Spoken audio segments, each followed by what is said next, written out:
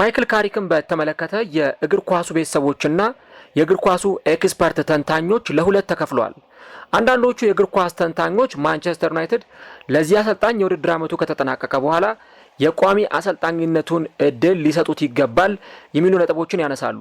ሌሎች የእግር ኳስ ተንታኞችና የእግር ኳስ ቤተሰቦች ደግሞ አይ ማይክል ካሪክ የውድድር ዓመቱ ከተጠናቀቀ በኋላ ከማንቸስተር ዩናይትድ ጋር መለያየት አለበት፣ ከዚህም በተጨማሪ ማንቸስተር ዩናይትድ ከማይክል ካሪክ በልምድም በብዙ ነገሮችም የተሻለ አሰልጣኝ መቅጠር ይጠበቅበታል የሚሉ ነጥቦችን እያነሱ ይገኛሉ። እናም ማይክል ካሪክን በተመለከተ የሚነሱት ሀሳቦች በርካቶችን እያነጋገሩና በሀሳብ እያፋጩ ይገኛሉ ማለት ነው። ማይክል ካሪክ ወደ ማንቸስተር ዩናይትድ ከመጣ በኋላ የሚታይ ለውጥ በማሳየት ማንቸስተር ዩናይትድን በቶፕ ፎር ፉክክር ውስጥ የማይነካና አይበገሬ ቡድን አድርጎታል። ነገር ግን ማንቸስተር ዩናይትድ የውድድር ዓመቱ ማብቂያ ላይ ምን ሊወስን ይችላል እስካሁን ድረስ እርግጠኛ ሆኖ መናገር የሚቻልበት ሁኔታ ላይ አንገኝም። ማንቸስተር ዩናይትድ በማይክል ካሪክ ስር ምን አይነት ለውጦችን ነው እያሳየ የሚገኘው? ማይክል ካሪክስ ለማንቸስተር ዩናይትድ ዋና አሰልጣኝነት ብቁ የሚሆንባቸው ምክንያቶች ምንድናቸው? ማንቸስተር ዩናይትድ ማይክል ካሪክን በማቆየት ወይም ደግሞ አዲስ ዋና አሰልጣኝ በመቅጠር የሚመጡበት ጫናዎች ወይም ደግሞ የሚከተሉት ሪስኮች ምን ሊሆኑ ይችላሉ? እነዚህንና ሌሎች ጉዳዮችን እስከ ቪዲዮ መጨረሻ ድረስ ከኛ ጋር አብራችሁ ከቆያችሁ የምንነግራችሁ ይሆናል። ሰላም ጤና ይስጥልን። የተወደዳችሁና የተከበራችሁ ውድ ቻናላችን ተከታታዮች እንዴት ናችሁልን? እግዚአብሔር ይመስገን እኔ በጣም ደህና ነኝ። የምትገኙት አራዳ ሜዳ ኦፊሻል የዩቲዩብ ገጻችን ላይ ነው።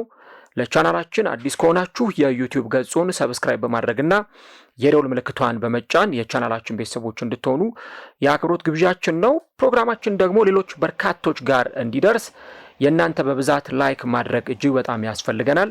ለእናንተ የሁለት ሰከንድ ስራ ነው። ስለዚህ ፕሮግራሙ ስትጀምሩት ላይክ እያደረጋችሁ መጀመራችሁን አስታውሱ።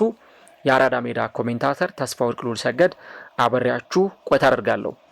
ፈጣሪ ፈቅዶ በድጋሚ ተገናኘን። የማይክል ካሪክና የማንቸስተር ዩናይትድን ጉዳይ በዚህኛው ፕሮግራማችን ላይ የምንመለከት ይሆናል ማለት ነው። ነገር ግን ለማንቸስተር ዩናይትድ ደጋፊዎች እና ደግሞ ለእግር ኳስ ቤተሰቦች አንድ ጥያቄን ማቅረብ እፈልጋለሁ። የውድድር ዓመቱ ከተጠናቀቀ በኋላ ማንቸስተር ዩናይትድ ማይክል ካሪክን ማቆየት አለበት ወይስ ደግሞ ማይክል ካሪክን ለቆ አዲስና የበለጠ የዓመታት ልምድ ያለው አሰልጣኝ ማምጣት አለበት? ይህንን ከምክንያት ጋር ሆናችሁ ካሪክ መቀጠል አለበት ካላችሁም ከምክንያት ጋር፣ ካሪክ ደግሞ ተሰናብቶ ሌላ ዋና አሰልጣኝ መምጣት አለበት ካላችሁም ከምክንያት ጋር ሀሳቦቻችሁን ልታስቀምጡልኝ ትችላላችሁ። ኮሜንት ላይ ሀሳቦቻችሁን ብትሰጡበትና ብትወያዩበት በጣም ደስ የሚለኝ ነገር ነው። የማይክል ካሪክ ጉዳይ ግን በዚህ ሰዓት በማንቸስተር ዩናይትድ በኩል በስፋት የተነሳ የሚገኘው ጉዳይ ነው። እኔ ማንቸስተር ዩናይትድን በሚገባው ረገድ ወደሚገባው ትራክ እየመለሰው ያለ አሰልጣኝ ነው የሚል እምነት አለኝ።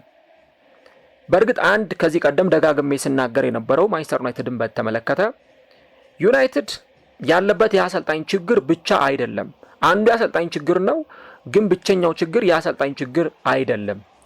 አሰልጣኞችን በማቀያየር ብቻ ወይ ደግሞ አሰልጣኞችን በመቅጠርና በማሰናበት ውስጥ የሚመጣ ለውጥ የለም። ሌሎች አስተዳደራዊ ስራዎች መሰራት አለባቸው። ሌሎች አስተዳደራዊ ነገሮች ተግባራዊ መደረግ አለባቸው። ያን ነገር ማንቸስተር ዩናይትድ ተግባራዊ ማድረግ ሲችል ነው ወደ ቀደመ ቦታው ሊመለስ የሚችለው የሚሉ ነጥቦችን በተደጋጋሚ ጊዜ ሳነሳ ነበር። ዩናይትድ በ2013 ሰር አሌክስ ፈርጉሰን እኛ ትልቁ አሰልጣኝ ከማንቸስተር ዩናይትድ ጋር ከተለያዩ በኋላ በርካታ አሰልጣኞችን ቢቀጥርም ነገር ግን እነዛ አሰልጣኞች ወይ ጊዜያዊ መፍትሄ የሚያመጡ አሰልጣኞች ናቸው ወይ ደግሞ ከነጨራሹ ለጊዜያዊ መፍትሄም እንኳን የሚሆኑ አሰልጣኞች አይደሉም። ብዙ ልምድ ያላቸው አሰልጣኞች ማንቸስተር ዩናይትድን ተቀላቅለዋል። እነ ጆዜ ሞሪኖ ወይ እነ ሉዊስ ቫን ሃል፣ ዴቪድ ሞይስ፣ ስንቶቹን አሰልጣኞች ጠቅሰን ስንቶቹን እንችለዋለን? በጣም ብዙ አሰልጣኞችን አምጥቷል። ግን የሆነ ዋንጫ ሊያሸንፉ ይችላሉ። ለምሳሌ ኤፍኤ ካፕ ወይ ካራቦ ካፕ ወይ ዩሮፓ ሊግ ሊያሸንፉ ይችላሉ፣ ወይ ማንቸስተር ዩናይትድን ወደ ቶፕ 4 ሊያመጡ ይችላሉ። ነገር ግን ቋሚ የሚባል ለውጥ በማንቸስተር ዩናይትድ ቤት ያሳዩ አሰልጣኞችን አልተመለከትንም። በማንቸስተር ዩናይትድ በባለፉት 10 ዓመታት ውስጥ የተመለከትናቸው አሰልጣኞች። አሁን ማይክል ካሪክ ማንቸስተር ዩናይትድን ከተረከበ በኋላ ግን ቡድኑን ማኔጅ እያደረገ ያለበት ሁኔታ እጅግ በጣም የሚገርም ነው። እኔ ማንቸስተር ዩናይትድ ካሪክን የቀጠረበት ሰዓት ላይ ዩናይትድ በ7 ነጥብ እንደዚህ አካባቢ ልዩነት ከቶፕ 4 ይርቅ ነበረ። 7ኛ ወይ 8ኛ ደረጃ ላይ ነበር የተቀመጠው ካሪክ። ጭራሽ ደግሞ ካሪክ ከመምጣቱ በፊትማ በ13ኛ 14ኛ ደረጃ ላይ ሁሉ ተቀምጦ ነበረ። ካሪክ ግን ወደ ቡድኑ ሲመጣ ቡድኑን በማይታይ ይሄ ውስጥ ላይ ምን አይነት ስራ እየሰራ ነው የሚለውን ነገር መገመት እንኳን እስከሚከብደን ድረስ ቡድኑን በሚገባ ሁኔታ እያሻሻለው እየቀየረው ይገኛል። እንደውም እኔ ምን ሀሳብ አለኝ፣ ካሪክ እንደው ቀደም ብሎ ቢመጣ ኖሮ ሩበን አሞሪም ቀደም ብሎ ተሰናብቶ ማንቸስተር ዩናይትድ ሌላ አዲስ አሰልጣኝ ካሪክን ቀደም ብሎ ቢያመጣ ኖሮ ለውጡ ከዚህም በላይ ጥሩ መሆን ይችል ነበር። እኔ አንዳንድ ሀሳቦች አሉ። ለምሳሌ አዳዲስ አሰልጣኞች ሲመጡ የሃኒሙን ጊዜ አለ። በቃ የመጀመሪያዎቹ ጨዋታዎች ላይ ጥሩ ስራን ይሰራሉ ምናምን፣ ከዛ በኋላ ግን ልክ ያ የሃኒሙን ጊዜ ሲያልቅ ደግሞ እንደገና ወደ ቁልቁለት ወደ መሸነፍ ሊመጡ ይችላሉ የሚሉ ነጥቦችን ሲያነሱ ያሉ። ልክ ነው። አዳዲስ አሰልጣኞች በመጡ ቁጥር እንዲህ አይነት ለውጦችን እንዲህ አይነት አዳዲስ ነገሮችን መመልከት አዲስ ነገር ላይሆን ይችላል። ግን ደግሞ ማይክል ካሪክ ከዛ የሃኒሙን ጊዜም ባለፈ በማንቸስተር ዩናይትድ ውስጥ የሚታይ ለውጦችን ነው እያሳየ የሚገኘው እና እንደውም ማይክል ካሪክን በተመለከተ ብዙ ነጥቦችን ስናነሳ አንዱ የምናነሳው በቡድኑ ውስጥ የሆኑ ለውጦችን የሆኑ ተጫዋቾችን ቀይሯል። ለምሳሌ ኮቢ ሜይኑ በአሰልጣኝ ሩበን አሞሪም ስር የሚፈለግ ተጫዋች አልነበርም። እንደውም ከዩናይትድ በቃ ለቆ ሊወጣ ይችላል፣ በጥር ተጫዋቾች ዝውውር መስኮት ክለቡን ለቆ ሊወጣ ይችላል የሚሉ ነጥቦች ሁሉ ሲነሱ ነበረ። ነገር ግን ኮቢ ሜይኑ አሁን የዚህ ቡድን ቁልፍ ተጫዋች ነው። ሩበን አሞሪም የተከላካይ መስመሩን በወጣት ተጫዋቾች ነበረ ማኔጅ ሲያደርግ የነበረው በነ ሌኒዮሮ በነ አይደን ሄቨን በእነዚህ ተጫዋቾች። አሰልጣኙ ግን ከመጣ በኋላ ካሪክ ሲኒየር የሆኑ ተጫዋቾችን በተከላካይ መስመር ላይ ያሰለፈ ነው። እነ ማቲያስ ዴሊት በቅርብ ጊዜ እንግዲህ የምንመለከታቸው ተጫዋቾች ይሆናሉ ወደ ሜዳ ሲመለሱ ከጉዳት አገግመው። ነገር ግን ከዴሊት በተጨማሪ ሃሪ ማጓየር፣ ሊዛንድሮ ማርቲኔዝ፣ ሉክ ሾው በማንቸስተር ዩናይትድ የመከላከል አሰላለፍ ውስጥ ትልቁ ሚና እየተወጡ የሚገኙ ተጫዋቾች ናቸው። ብሩኖ በነፃነት የተጫወተ ነው። እንደ ልቡ አሲስት ያደርጋል፣ ጎሎችን ያስቆጥራል። ቤንያሚን ሼሽኮ እንኳን ወደ ዩናይትድ ከመጣ በኋላ ምን ያክል ለውጥ እያሳየ እንደሚገኝ እያየን ነው። ሩበን አሞሪም እኮ በቃ የሆነ ሰዓት ላይ በቤንያሚን ሼሽኮ ምን አይነት ለውጥ ሊያመጣ ይችላል የሚሉ ጥያቄዎች ሲነሱበት ነበረ። አሰልጣኙ ግን መጀመሪያ ላይ ቤንች ማድረግ ጀመረ።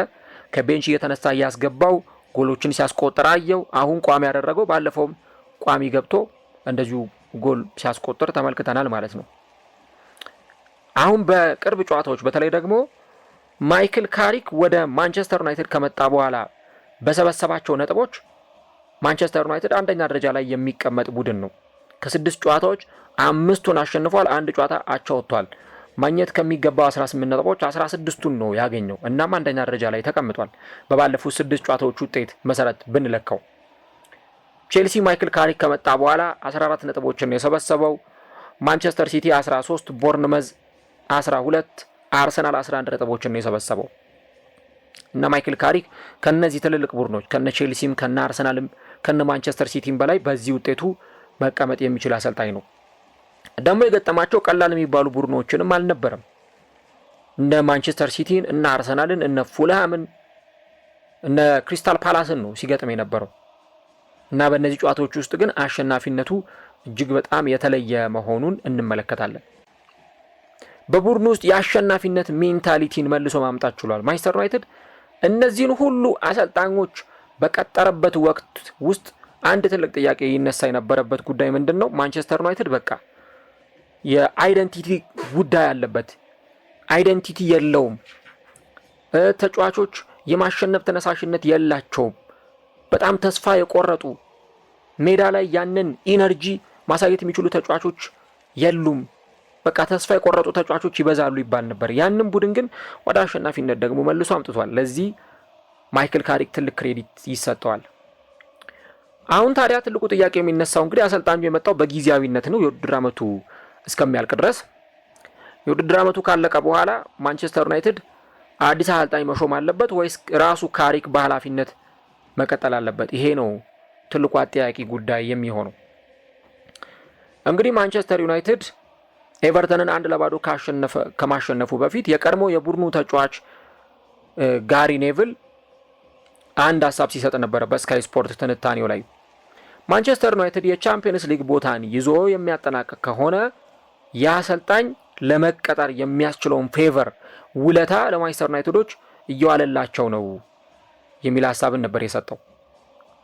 በጣም የተሻለ ስራ በመስራቱ ማንቸስተር ዩናይትድ ይህንን እድል ሊሰጠው ይችላል የሚል ነጥብን አንስቷል። ከዚህ በተጨማሪ ግን የማይክል ካሪክን ስራ ክሬዲት የሰጠው ጋሪ ኔቭል አንድ ነገር ላይ ደግሞ ቅሬታ አለው። እኔ ከማይክል ካሪክ መቀጠር ጋር ችግር የለብኝም፣ በጣም የምወደው ስብና ያለው አሰልጣኝ ነው። ነገር ግን ማንቸስተር ዩናይትድ ሌላ ክላስ ያለው በጣም ልምድ ያለው አሰልጣኝ ማምጣት አለበት፣ ያንን ነው ማድረግ የሚጠበቅበት የሚል ሐሳብ ጋሪ ኔቭል ሰጥቶ ነበር። አሁን እንግዲህ የማንቸስተር ዩናይትድን ቤተሰቦች ለሁለት የከፈለው ነገር ይሄ ነው። ለማይክል ካሪክ እድሉ ይሰጠው ወይስ ደግሞ ልምድ ያለው አሰልጣኝ ይምጣና ማንቸስተር ዩናይትድን ይረከብ የሚል ጥያቄ ነው። መጀመሪያ ላይ መመልከት ያለብን ገበያው ላይ የትኞቹ አሰልጣኞች አሉ፣ በፐርሰንቴጅ ደረጃ ማንቸስተር ዩናይትድ ደግሞ ሊያገኛቸው የሚችሉ አሰልጣኞች ሊኖሩ ይችላሉ ወይ ገበያው ላይ የሚለውን ነገር እንመለከታለን። ለምሳሌ አንቶኒዮ ኮንቴ በስካይ ስፖርት አገላለጽ መሰረት አንደኛ ደረጃ ላይ የተቀመጡ አሰልጣኝ ናቸው እና አንደኛ ደረጃ ላይ አስቀምጧቸዋል። ምናልባት በማንቸስተር ዩናይትድ ልምድ ያለው አሰልጣኝ ላምጣ የሚል ከሆነ እኚህን አሰልጣኝ ገበያው ላይ ፈልጎ ሊያመጣ የሚችልበት እድል አለ ብለው አንቶኒዮ ኮንቴን ያስቀምጣሉ። ሮቤርቶ ማርቲኔዝ የፖርቱጋል ብሔራዊ ቡድኑ አሰልጣኝ፣ ሴባስቲያን ሆይኔሽ፣ ኦሌ ጉናር ሶልሻየር፣ ዲየጎ ሲሞኒ፣ ፍራንክ ላምፓርድ፣ ሉዊስ ቫን ሃል፣ ማርሴሎ ቢየርሳ፣ ከዛ በኋላ ራሱ ማይክል ካሪክ እና ካርሎ አንቸሎቲን ነው እስከ 10ኛ ባለው ደረጃ ውስጥ ያስቀምጠው። ከነዚህ ውስጥ ምን ያክሉ ደግሞ ለማንቸስተር ዩናይትድ ይመጥናሉ የሚለውን ነገር ካነሳን ራሱ ስካይ ስፖርት በደረጃ በፐርሰንት አስቀምጧል። ኡናይ ኤምሬ የአስቶን ቪላ አሰልጣኝ ለማንቸስተር ዩናይትድ ይሆናሉ ብሎ ያስቀመጣቸው አሰልጣኝ ናቸው 85.2%። እናንተ ትስማማላችሁ ወይ? ኮሜንት ላይ ሀሳቦቻችሁን አስቀምጡልኝ። አንቶኒዮ ኮንቴ የናፖሊ አሰልጣኝ 84.6% ለማንቸስተር ዩናይትድ የሚመጥኑ ሁለተኛ ደረጃ ላይ የተቀመጡ አሰልጣኝ አድርጓቸዋል ስካይ ስፖርት። ኤንዞ ማሬስካ ክለብ የላቸውም በዚህ ሰዓት። የቀድሞ የቼልሲ እና የሌስተር ሲቲ አሰልጣኝ 84.3% ተሰጥቷቸው ሶስተኛ ደረጃ ላይ ተቀምጠዋል። የቀድሞ የአታላንታ የአሁኑ የሮማው አሰልጣኝ ዣን ፒየሮ ጋስፔሪኒ አሁን ሮማን እያሰለጠኑ ይገኛሉ 83.6%። ኤዲሆ የኒውካስሉ አሰልጣኝ 83.5%። እነዚህ እስከ 5ኛ ደረጃ ላይ ተቀምጠዋል። የሊቨርፑል አርነ ስሎት 6ኛ፣ እንዲሁ የቦሩሲያ ዶርትመንዱ ኒኮ ኮቫች 7ኛ፣ የብራይተኑ ፋቢያን ሃርዝለር 8ኛ፣ እንዲሁ ደግሞ ክለብ የሌላቸው ሮቤርቶ ዲዘርቢ እና ቻቢ አሎንሶ 9ኛ እና 10ኛ ደረጃ ላይ ተቀምጠዋል ማለት ነው። እንግዲህ አሁን እነዚህን ነው ማንቸስተር ዩናይትድ በአማራጭነት ሊጠቀማቸው የሚችላቸው አሰልጣኞች እነዚህ ናቸው።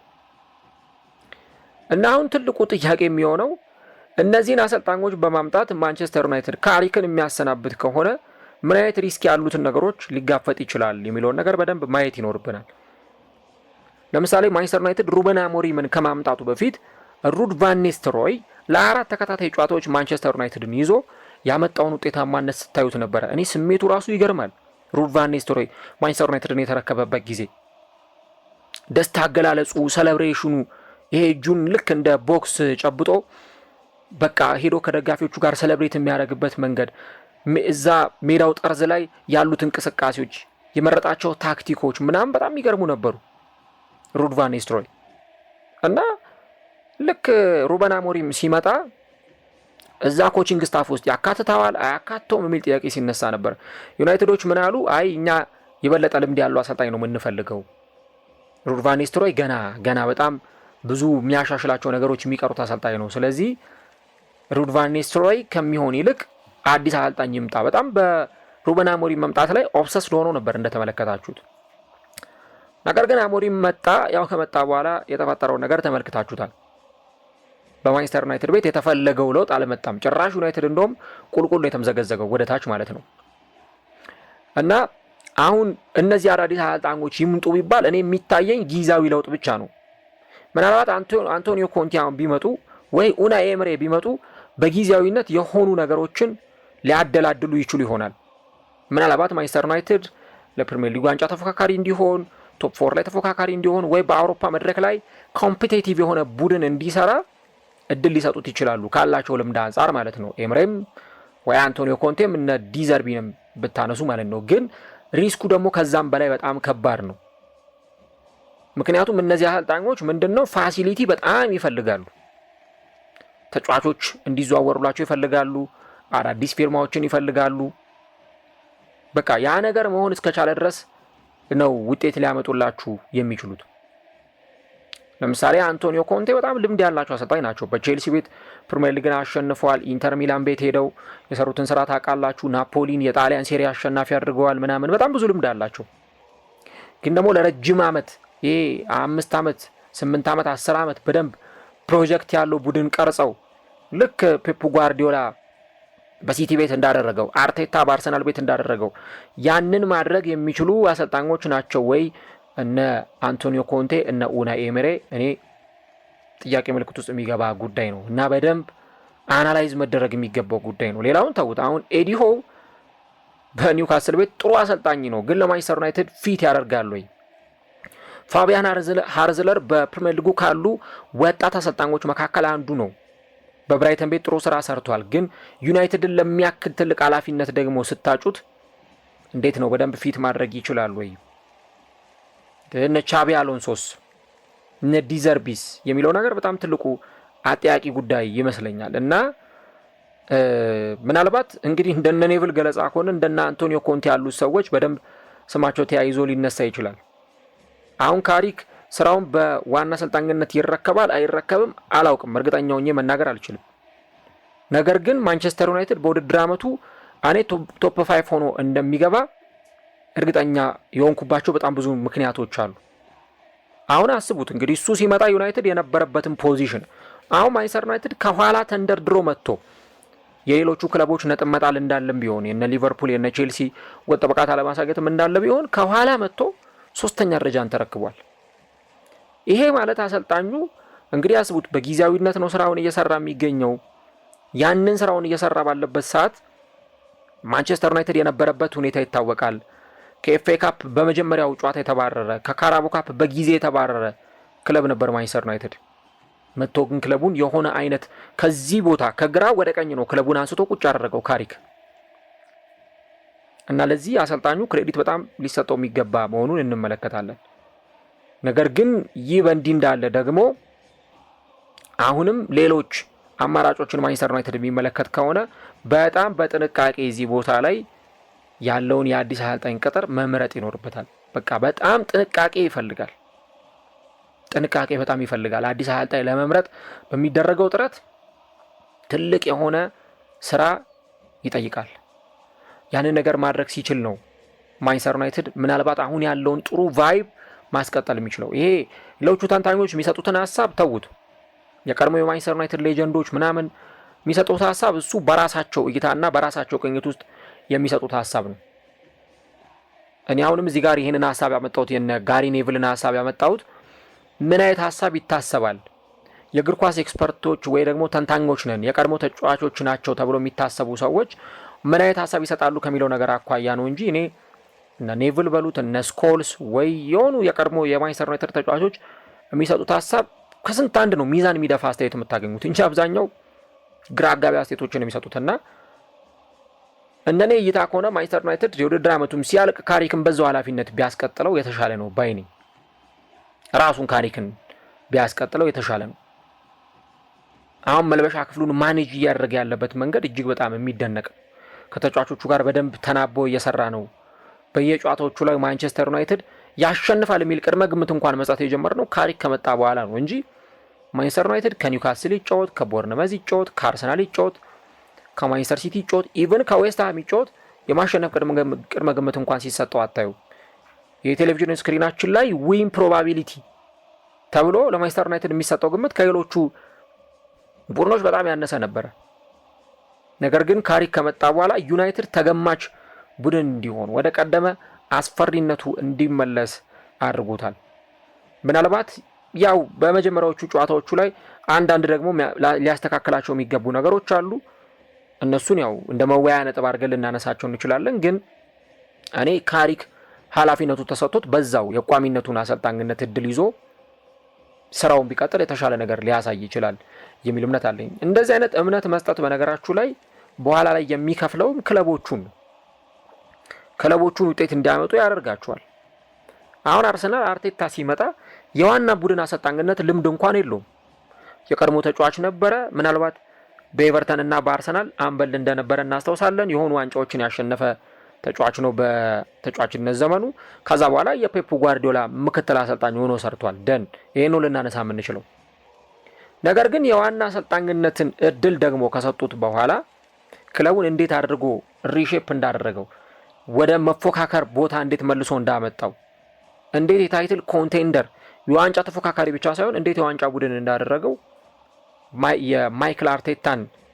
የሚኬል አርቴታን አጨዋወት በአጠቃላይ ያደረጋቸውን ነገሮች በሙሉ በክለብ ውስጥ ያመጣውን የፎርም ለውጦች ማየት ይቻላል።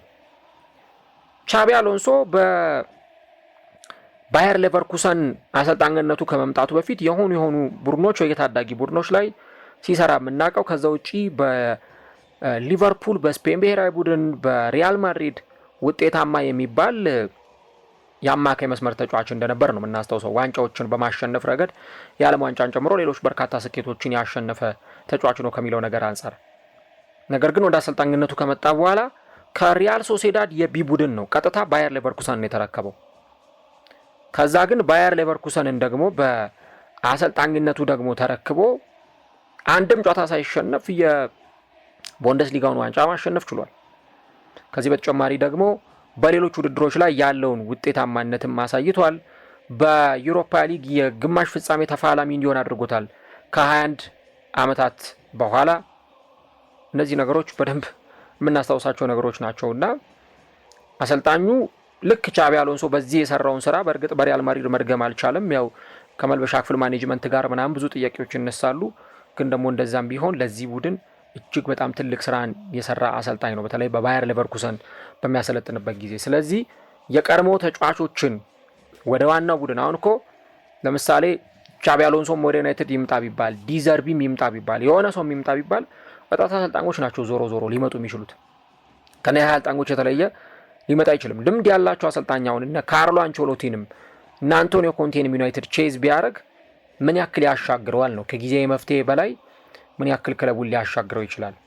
ኤሪክ ቴን ሃግም እኮ ወደ ማንቸስተር ዩናይትድ መጥተው 1 ዓመት ጥሩ ፐርፎርማንስ አሳይተው ነበረ። ግን ከዛ 1 ዓመት በኋላ ደግሞ ክለቡ እንዴት ወደ ቁልቁለት እንደመጣ ደግሞ አይታችኋል። እና ለእኔ ማይክል ካሪክ በማንቸስተር ዩናይትድ ዋና አሰልጣኝነት ኃላፊነት ቢቆይ ብዙ ነገሮችን ማስተካከል ይችላል የሚል እምነት አለኝ። ዘንድሮ ግን እኔ በራሴ ግምት 3ኛ ወይ 4ኛ ደረጃን ይዞ ዩናይትድ መጨረሱ አይቀርም። የቻምፒየንስ ሊግ ስፖርትን ማግኘቱ የሚቀር አይመስለኝም አሁን ካለው ውጤታማነት አንጻር፣ ምናልባት በኋላ ላይ ደግሞ ሌላ አይነት ኮላፕስ የማድረግ ውጤት ካልተፈጠረ በስተቀር ማለት ነው። እና ያንን ነው የምንመለከተው። ግን ብዙ ሰዎች ለሁለት ተከፍለው ካሪክ ይቀጥል ወይስ ደግሞ ሌላ አዲስ አሰልጣኝ ይምጣ በሚለው ዙሪያ ብዙ ሀሳቦችን እየሰጡ ነው። ግን አሰልጣኙ የማንቸስተር ዩናይትድን የማሸነፍ ሜንታሊቲ በመመለሱ፣ በማንቸስተር ዩናይትድ ውጤታማ የሆነ ስራን እየሰራ በመሆኑ፣ አበቃላቸው የተባሉ ተጫዋቾችን የክለቡ ወሳኝ ተጫዋቾች እንዲሆኑ በማሻሻል ረገድ የተዋጣለት አሰልጣኝ ሆኗል። የጌም ፕላኑ ሁሉ ነገሩ ጥሩ የሆነለት የመጣ አሰልጣኝ ነውና እኔ ቢቀጥል ከሚሉት መካከል ነኝ። እስቲ እናንተ ምን ሀሳብ አላችሁ? ኮሜንት ላይ ሀሳቦቻችሁን ልጽፉልን ትችላላችሁ። እንግዲህ ማንቸስተር ዩናይትድ አሁንም በቶፕ 4 ፉክክር ውስጥ ከእንደነ አስቶን ቪላ፣ ቼልሲ፣ ሊቨርፑል ካሉ ቡድኖች ጋር እየተፎካከረ እስከ መጨረሻው ሳምንት ድረስ ይቀጥላል ተብሎ ይጠበቃል። ነገር ግን ደግሞ በፕሪሚየር ሊጉ ደግሞ ከፊት ለፊቱ ወሳኝ የሆኑ ጨዋታዎች ይጠብቁታል ከሌሎች የቶፕ 4 ተፎካካሪ ቡድኖች ጋር።